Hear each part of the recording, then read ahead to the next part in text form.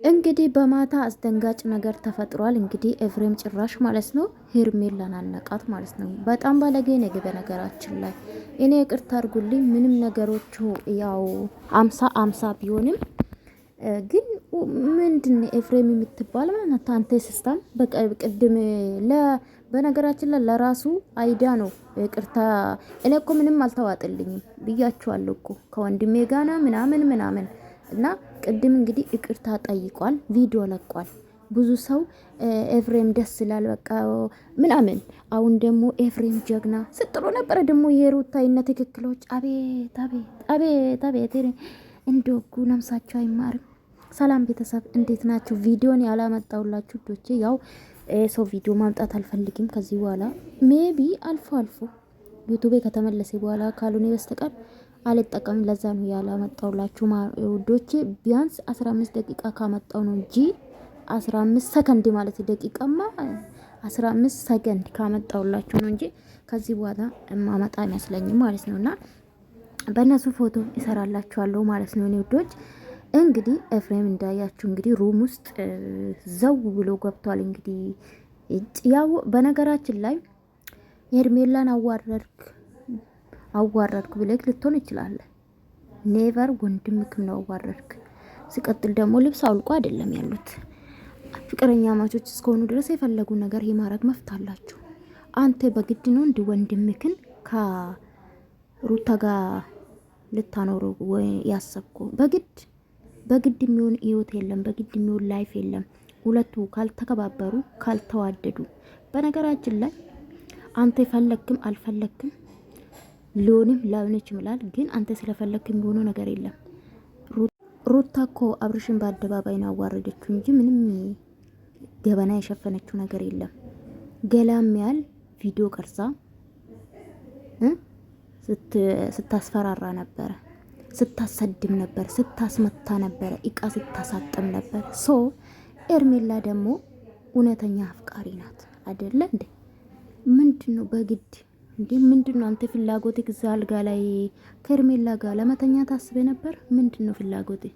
አረ የወንድምነት አረ በተስማ አንተውን በቃ የወንድም ህይወት አሳስቦክ ነው አይደለ?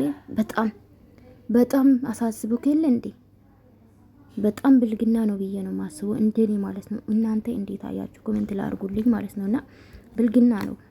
የኤርሜላ ነብሮች እንግዲህ ዛሬ ስትረግጡ እንደምታድሩ ተስፋ አደርጋለሁ። ይሄ ወኔ ወስፋታም የሆነ ሰውዬ ማለት ነው።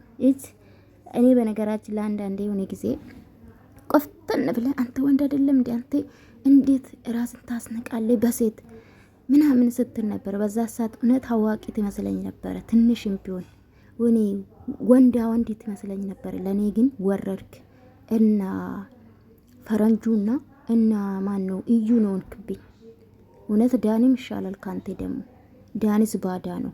አንተ ወንድምክን ምንም ይሁን አንኳኩተ ብትገባስ ለነገሩ ልብስ አውልቆ አይደለም ባለጌ አይደሉም።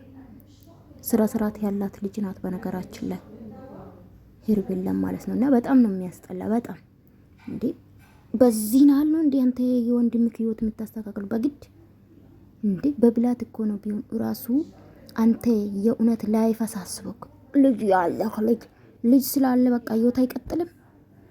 ምን ፋራ ናቸው ግን አንዳንድ ወንዶች ማለት ነው። በጣም በተለይ ደግሞ እንደ አንተ ፋራ አላየሁም። በነገራችን ለስድብ አይደለም ፋራ ነው ለኔ። እንዴት ነው አንድ ሰው ስለወለደ ብቻ የማይፈለግበት ቦታ፣ የምሰደብበት ቦታ፣ የሚረገጥ ቦታ ወንድም ተብዮ ካልኖርክ ልጅ እዛ ወልደ እንዴ ፈልጋ ነው ወለደችው። ምንድነው እስከተኛች ድረስ መውለድ አይቀርም። ማንንም ይወልዳል። በስር ስርዓት ያሳደገች ነው እንዴ? እሷም እኮ 6 ወር ያልሞላው ህፃን አስቀምጣለ እንዴ ከወንድ ጋር ሸሽ የምትለው ምንድነው? አዲስ ነገር አለ እንዴ? በሩታ በኩል አለው እሷ ላይፋን ጀምራለች። ትጀምር። ለምን ትረብሻለህ? ወይስ እንዳ ላይፉ ደስተኛ እንዳይሆን ነው የተመከርከው? በዚህ ደረጃ ወንድምክን ማሰደብ አያስጠላም? አሳልፈ መስጠት አያስጠላም? ወንድምን ድራማ ስሩ፣ ምንም ስሩ፣ ራሳችሁ ጉዳይ። ግን እኔ የምታስተላልፈው ነገር ምንም ነገር የሚጨበጥ ነገር የለውም። በነገራችን ላይ ምንም ነገር አንድ ቪዲዮ በጣም ነው እግዚአብሔርን በጣም ነው የገረመኝ እንዴ ልጅቷን አንቋት ምን ልታረግ ነው? ከወንድ ጋር ግጠም ሄድና ወንድ ኮንክ ከቡርኬ ካለምን አልገጠምክም? ወንድ ኮንክ እጭ